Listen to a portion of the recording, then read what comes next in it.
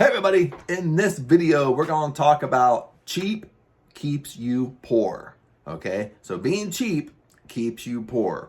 And I'm going to have a spin on this, of course. It doesn't really mean that, we go out and live a lavish lifestyle, we overspend, get in debt, we can't get out and stuff like that. But cheap keeps you poor. That's what we're going to talk about today.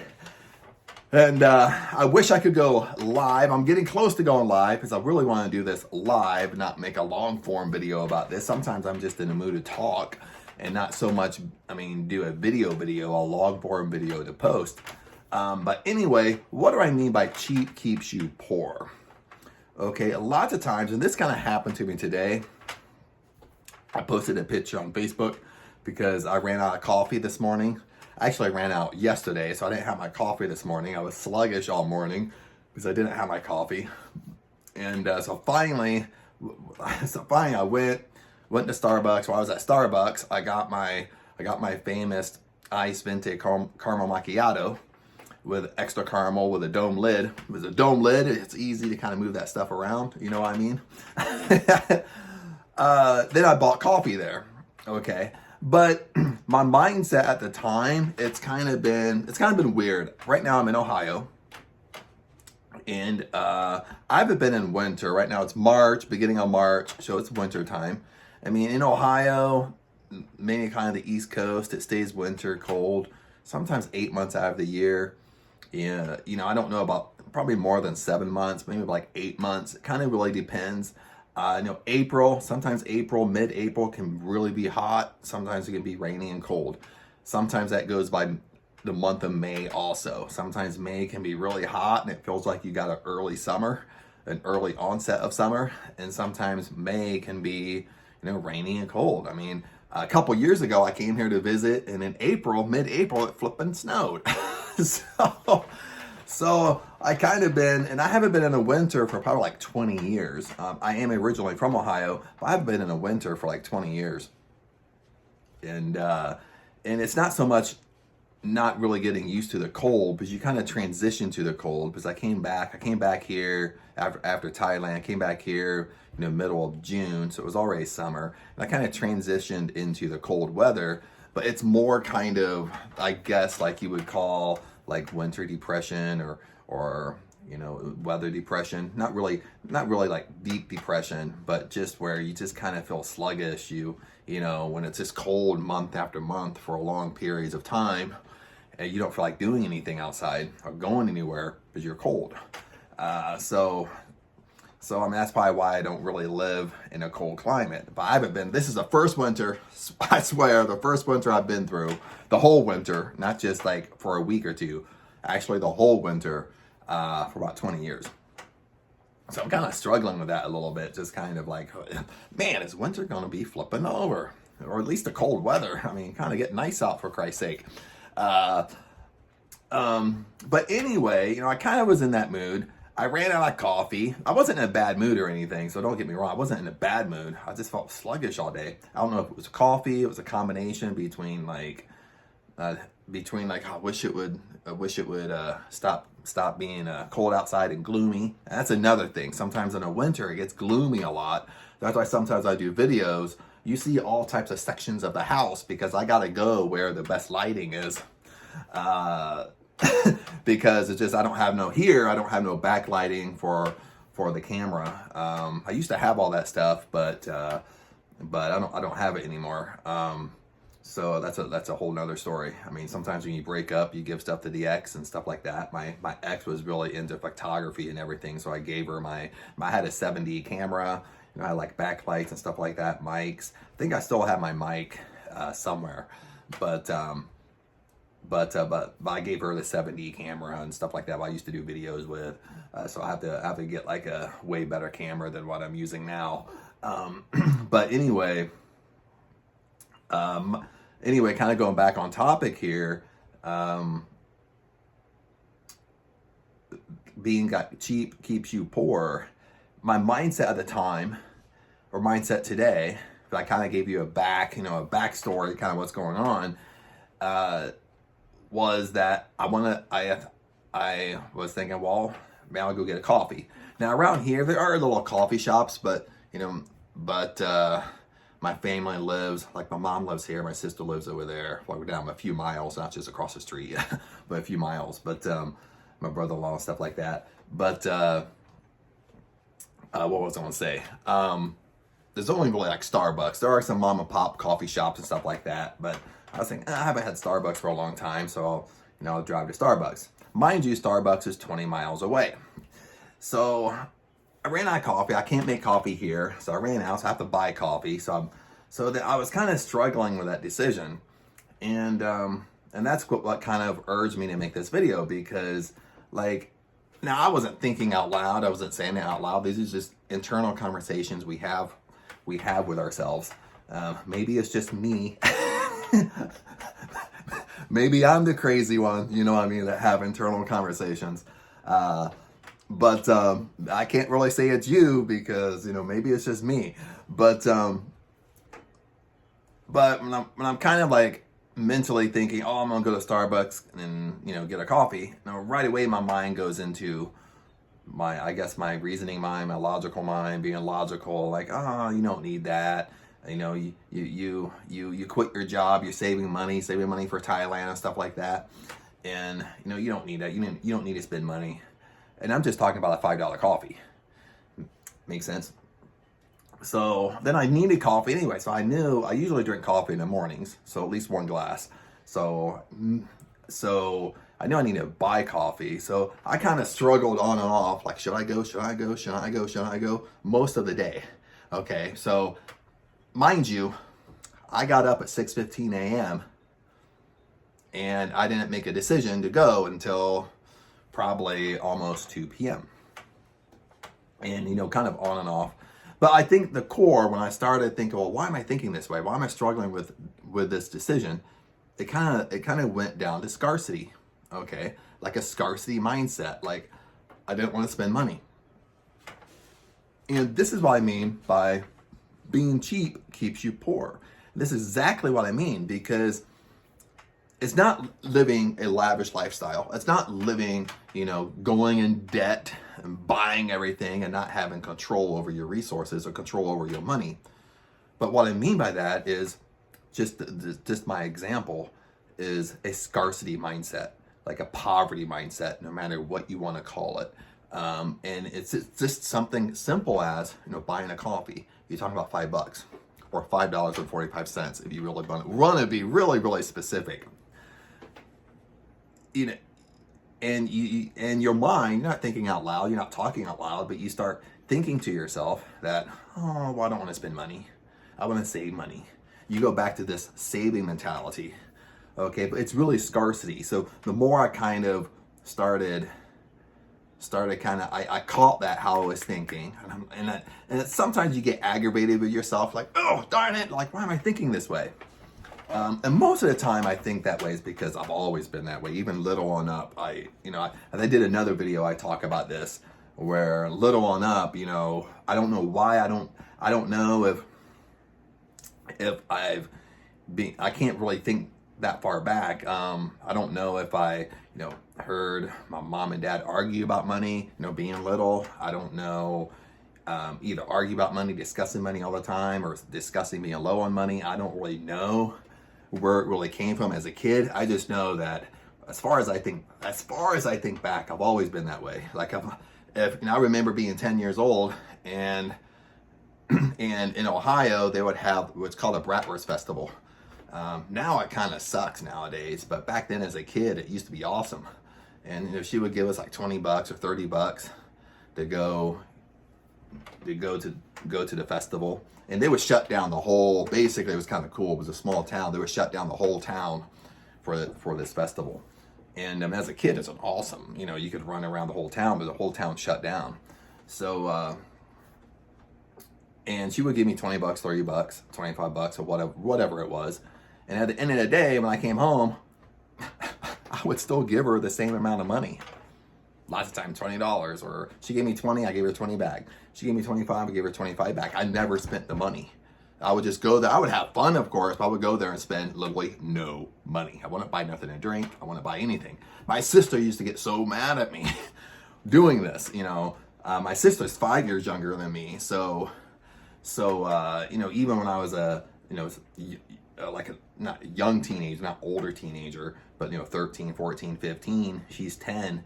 I'm 15, she's 10. We go to the Bratwurst Festival, and she's I'm not spending no money. Even though mom gave us money to spend, she's all frustrated, angry, arguing with me, like, I want a Coke, or I want this, I want ice cream. And I'm like, no, you don't need that. You know what I mean? And when I go back home, I would still give her the exact change. I wouldn't spend money, and even mom said I was like that when she had me in a store to buy a toy, and she said, that like for me to pick out a toy, she would, she knew I really wanted maybe the more expensive toy. Then she would say, oh, make your choice, but then I would always pick like a really, really cheap one. I would always ask, how much is this? How much is that? How much is this? And I would always go to the really cheap one. And I don't really know. I don't really know why I'm like that. I can guess and assume. Maybe I heard mom and dad either arguing about money, discussing money, or something like that made me like that. I don't know what. I can't really pinpoint it. All I know is I'm like that, and I'm like that as an adult. And from little on up, no matter what our little habits are, little bad habits are that we have, most of the time we've had since a kid. And now when we're 30 years old, 35, 40, or even 20 years old, it's a 20-year-old habit, and it's going to stay with you.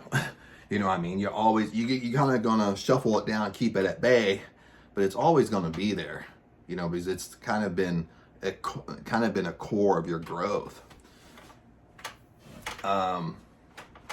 But anyway,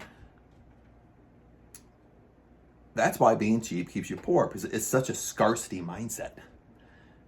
Makes sense? It's I keep on saying it's not about that, you're going in debt. You're just buying everything, going in debt. I'm not talking about that. And I bring that up because I know sometimes people like to play devil's advocate. Like, well, you mean going in debt and just spending money, not controlling, being on a budget? Yes, we're all on a budget, okay? No matter what your lifestyle is, you're on a budget. But the question is, do you find yourself doing that? Do you find yourself having that little pieces of scarcity mindset? Maybe you wouldn't classify yourself. Now, I wouldn't classify myself as a poverty mindset or a scarcity mindset, just out front, okay? But I'm saying these little small instances, just for me today with the coffee incident, it was creeping in my mind. And I struggled with it for a few hours. Until finally I was like, you know what? I caught myself struggling with it. And I was like, you know what? I am going to get that flipping coffee. You know what? Then on top of that, me going and buying my caramel macchiato, well, I'm going to put the icing on my cake because I'm going to buy me a pound of Starbucks coffee too. You know what I mean? I need a coffee anyway. But that's what I mean. The scarcity mindsets, the little voice in your head that keeps you from doing stuff, keeps holding back a little bit. That causes that attraction. Okay, the more scarcity mindset you have, okay, the more it keeps you broke, the more it keeps you in poverty. Okay, but you go attract at that level. Makes sense. If you I'm trying to think of more examples, and I do this all the time. I have to, keep it at bay. Just little voices. You ever got to eat? You got to eat with friends. Maybe not by yourself, of course, but you got to eat with friends. And you're in a situation where you're with friends, so it doesn't matter how many of you. Maybe it's a group of you. Maybe it's just two of you there. But you're sitting there. You don't know. You don't know. Are we going to split the bill? Are we going to, am I going to pay, for the whole thing? Is she going to pay for the whole thing, or whatnot? But see, a scarcity mindset might creep in. You might be telling yourself, well, hopefully she pays for the whole thing. You know what I mean? And hopefully you can hear me with the mic. I'm like whispering things, but I'll repeat it just in case you couldn't hear me. You might be thinking to yourself, you're not thinking out loud, but you're thinking to yourself, it creeps in your mind like, well, hopefully she pays for it.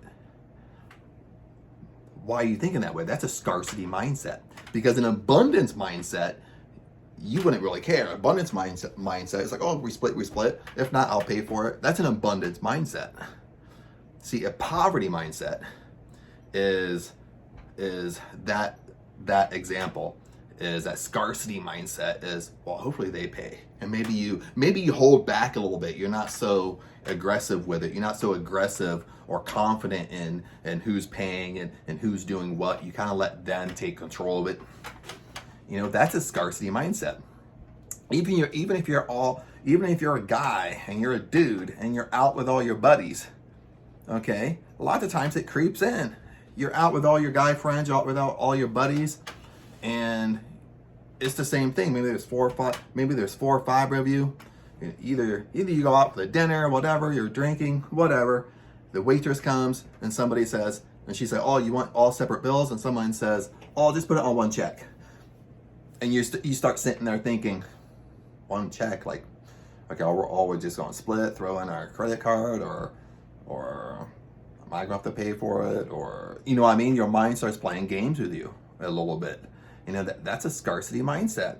Or you find yourself, maybe you're walking up, you all walk up to pay, and maybe you're kind of almost the first one in line, and you find yourself kind of passive aggressively making your way back to the end of the line, hoping someone else picks up the whole tab. You know what I mean? I've done that, have you done that before? That's a scarcity mindset. That's what keeps you that's what keeps you attracting at that level. Okay, it all creeps in. See, an abundance mindset, and that's what you have to really grasp.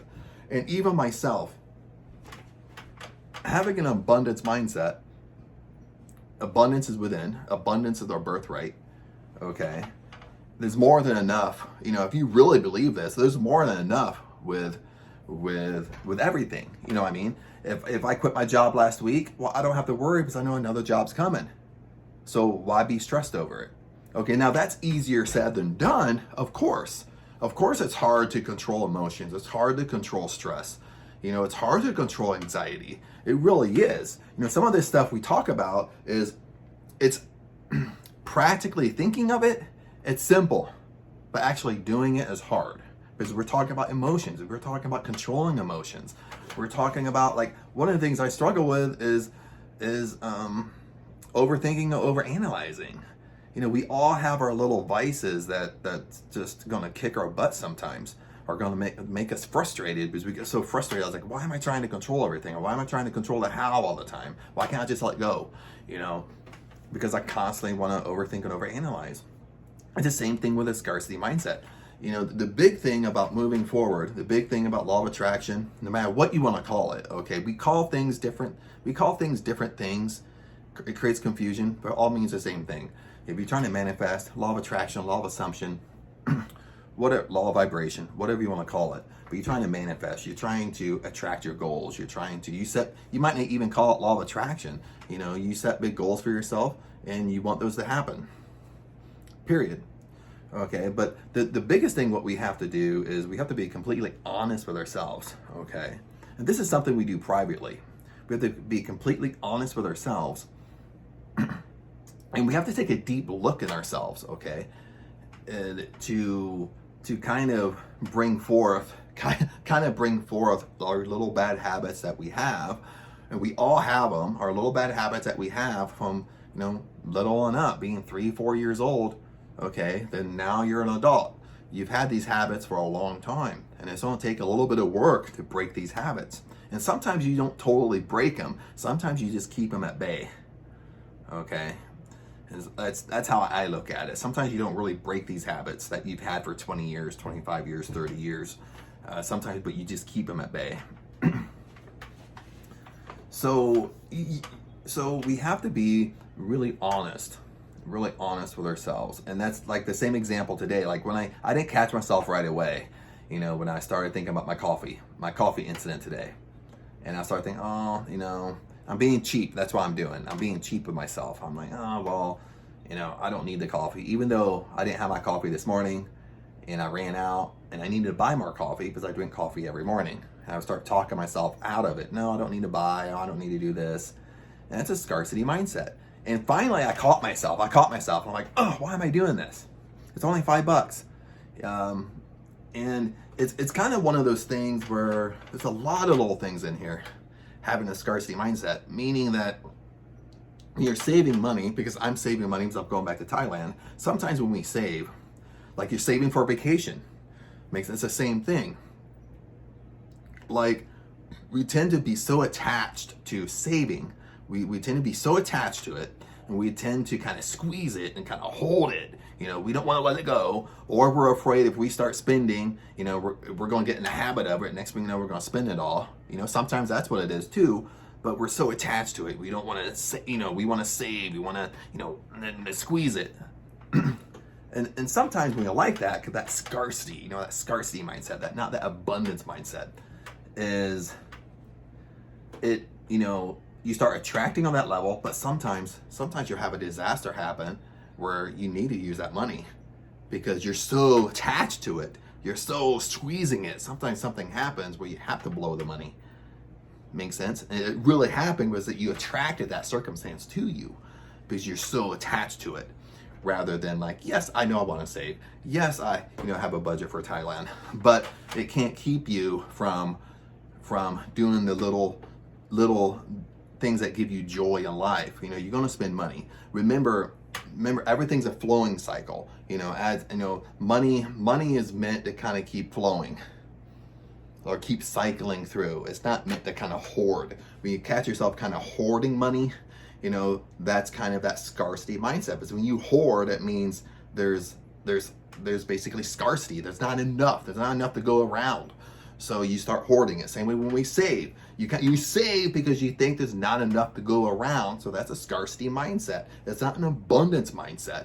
So that's, you know, so all these little things kind of play in our mind a little bit. Like that little, you play in our mind a little bit. And we have to watch these things, because that's what our self-talk, okay, I posted a lot of Neville Goddard, and he has one with Inner Talking. He has a lot of audio lectures about this. He mixes it in there on a lot of audios, but you know, our self-talk is what really holds us back when we start thinking about attracting, manifesting, law of attraction. We're kind of our worst enemy when it comes to law of attraction. A lot of people comment and they say, I'm getting a lot of comments now because I'm focusing on YouTube, is, well, I know all these principles, Chad. I know everything, but it's not working. So what am I doing? I don't know what I'm doing. Okay. You got to completely be honest with yourself. Let the ego go. Okay. The ego wants to be pretty much, especially the ego with other people, our ego pretty much wants to, oh, I already know this material. You know, I've been reading Neville Goddard for 5 years.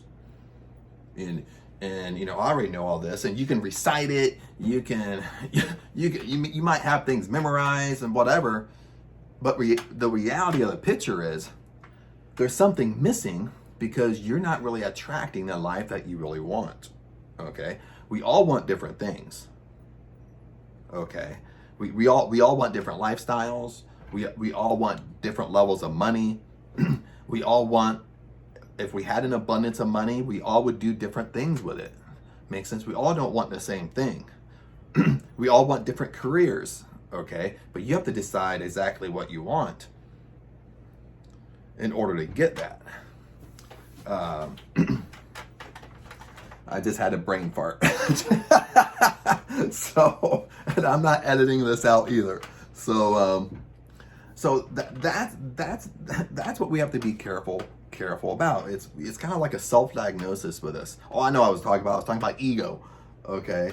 You know, our ego gets in the way. Okay. And we get kind of egotistical. Well, I know all this information, but you're not getting the results that you really want.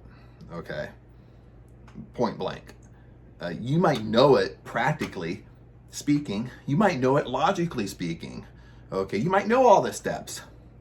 But there's either you're not doing the steps persistently and consistently enough, or you're just not attracting the life that you really want.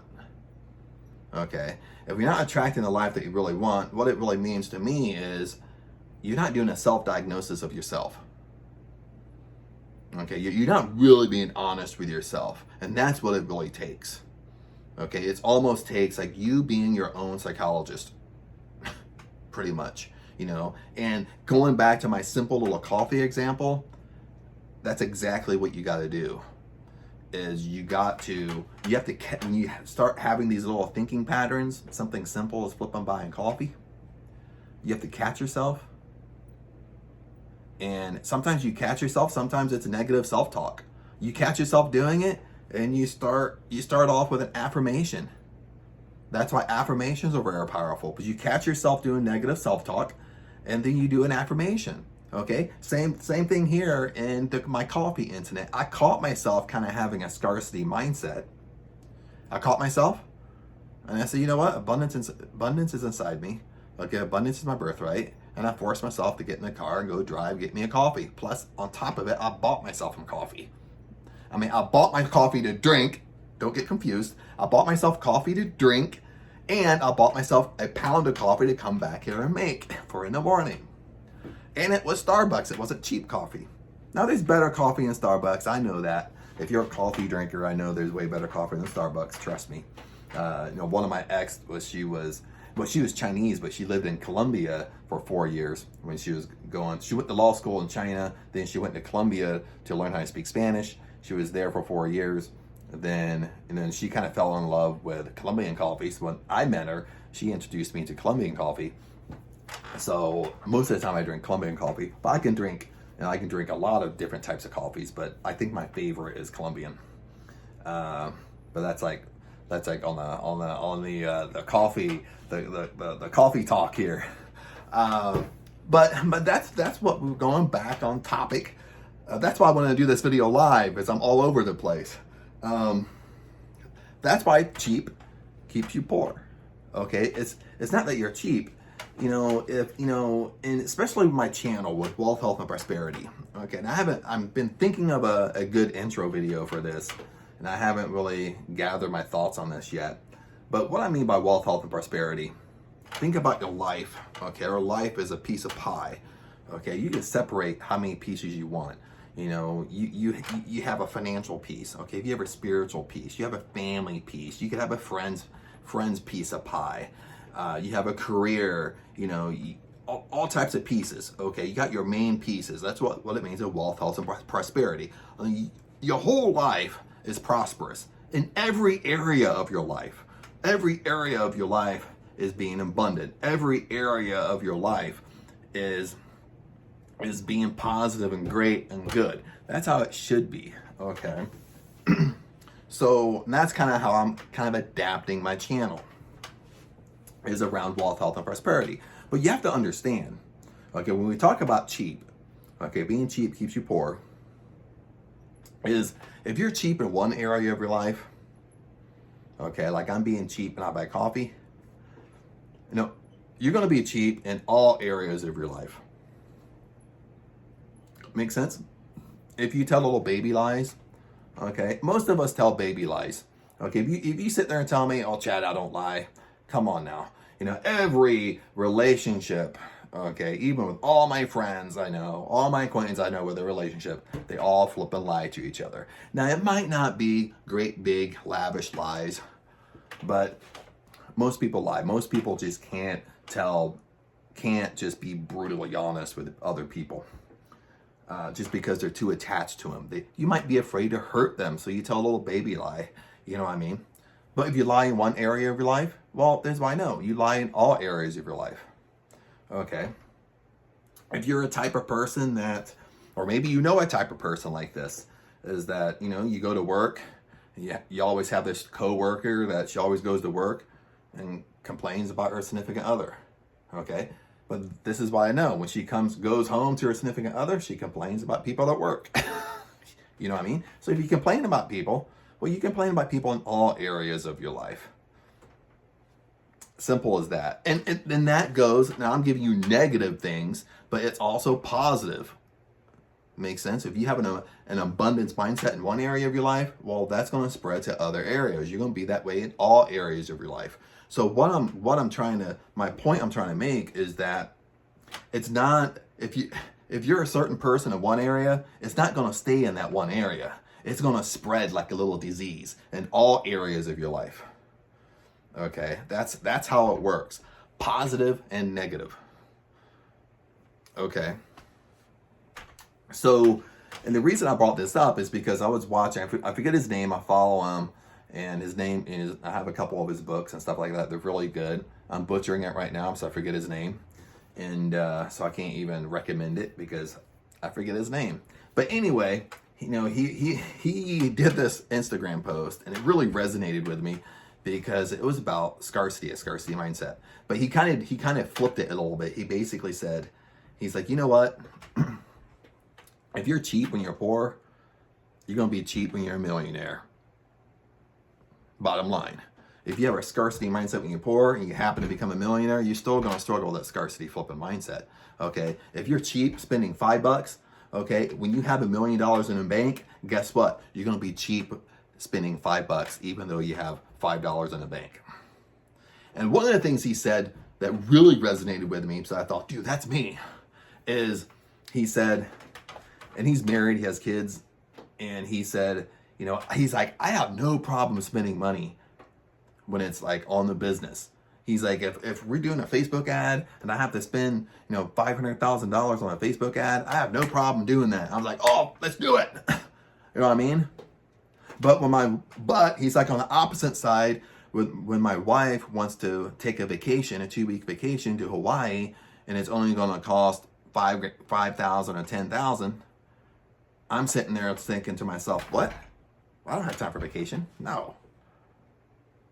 You know, he's like, I start going in that scarcity mindset. Even though when it's on the business, I have no problem spending money.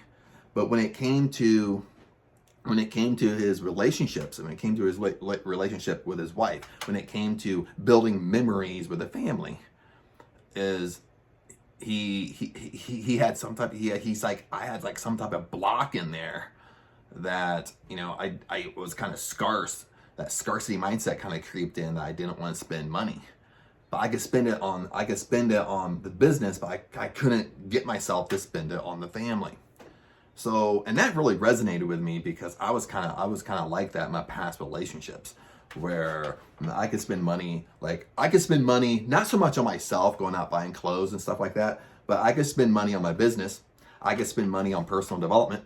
You know what I mean? I could go to Bob Proctor seminars, and I used to live in LA and spend $1,000 a pop, not think anything of it. But when it came to like doing something for myself, or spending money on myself, or spending money on my significant other or whatever, I had a little bit more of a scarcity mindset. It's like, well, I had a little bit more like, no, rather than creating memories. And that's what he was meaning, is that, you know, if you're cheap with $5, well, if you don't fix it, when you do become wealthy, or you have the money you want to have, whatever it is, you're still going to be cheap. You know what I mean? You got to fix it. You got to fix it now, because you can't think like, oh, well, when I am successful, or, oh, well, when I do have the level of income that I want, then I'll change. No, you need to change now. And that's one of the little secrets to the law of attraction. You got to do it now, okay? And you might not be able to do it physically, but you do it mentally on certain occasions, on certain things, okay? And let's kind of wrap this up, as I'm kind of ranting here and going off, and it's been like, it's been almost 34 minutes, or pretty much 34 minutes right now. But those are the things I want you to keep in mind. That's what I mean by being cheap keeps you poor, because it's that scarcity mindset, and that scarcity mindset creeps in. Okay, sometimes it's a thought that creeps in. Sometimes people have it really bad, where, you know, they're verbally saying stuff. Makes sense? You know, they're speaking it out loud. Okay, I don't really speak it out loud, I'll think it. You know, you might be like me, you might just think things kind of creep in your mind, you start thinking it, but it's a scarcity mindset. Some people just say things out loud. Some people will say like, oh, I can never afford that. Well, that's a self-fulfilling prophecy. If you think that you can never afford it, well, it flips right back to you, and you will never be able to afford it. That's a scarcity mindset. Even if you You're on the freeway, you're driving, you see somebody drive by with your favorite car, your dream car. Okay, what do you tell yourself when you see it? Okay, there's two reactions sometimes what we do as humans. We either see it and we think positive, like, oh yeah, that's my car, I want that. Boom, it pumps us up. Okay, or we think this way, or we look at it and we think, oh, who's that a-hole driving my favorite car? I bet he's a drug dealer. I bet he scams people to make that kind of money. A scarcity mindset. Even though they're driving your dream car, you have such a negative view. You don't even know them behind the wheel, but you have such a negative view of them. Okay. Well, you have to understand when that type of stuff happens, it's a scarcity mindset. Okay. But what you hate is like force. What you hate will never be attracted to you. So in that circumstance, even though it's your dream car, but you're putting it towards like hate because you hate the person driving it, okay, even though you don't know them, your dream car would never come to you. See what I'm saying? Well, I'm almost knocked stuff off, but this all gets very tricky, okay? And I'm gonna end it with this, okay? Since I kind of gave that example, always bless that which you want. Okay, I think that's a famous Hawaiian saying in Hawaii is bless that which you want. Okay, if you see somebody driving your dream car, well, bless that person driving your dream car. If you see someone having your dream career, well, bless that person that has your dream career. Okay, you see somebody making the level of income you want, well, bless that person. Bless that which you want. Because if you bless that which you want, you're happy for them, you're excited for them. That means from attraction, you reap what you sow. Makes sense? Okay, even if you believe in spirituality, you believe in the Bible, or maybe you have another spiritual teaching you follow, another religion. And I've studied a lot of religions, a lot of spiritual teachings. Okay, not just Christianity, and the basics are all the same. When we look at law of attraction, we look at abundance, we look at bless that which you want, we look at you reap what you sow. That if you hate someone, that flips back to you. Okay, you're going to attract on that level. That's why you should always bless that which you want. Okay, bless that person that's driving your dream car that drive by you. Besides like saying, oh my God, bless that person because it puts you, it amps your state, it amps your vibration, it puts you in a higher vibration when you do that. And the more you're in that vibration, the more consistently you're in that vibration, things start coming to you. Okay. Hopefully this helps. It helps me just talking about it because, I had that incident today.